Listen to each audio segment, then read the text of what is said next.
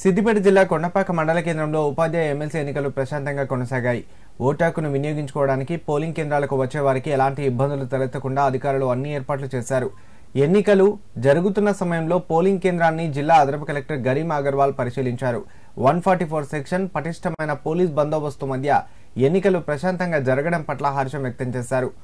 జిల్లా అదనపు కలెక్టర్తో పాటు మండల ఎంపీడీఓ వెంకటేశ్వర్లు, తహసీల్దార్ దిలీప్ నాయకులు ఎన్నికల కేంద్రాలను పరిశీలించారు. అందరికీ నమస్కారం.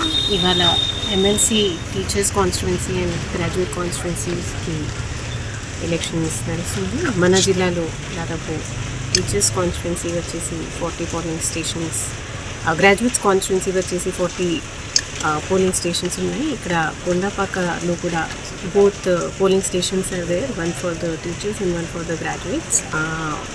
మేము ఇక్కడ మెడికల్, డ్రింకింగ్ వాటర్ అన్నీ అరేంజ్మెంట్స్ కూడా ఏర్పాటు చేశాము. యాజ్ పర్ ACI గైడ్లైన్స్ అన్ని అరేంజ్మెంట్స్ ఎలక్షన్ కౌంటింగ్ వరకు రూల్ ప్రకారం మేము ప్రాసెస్ చూస్తాము.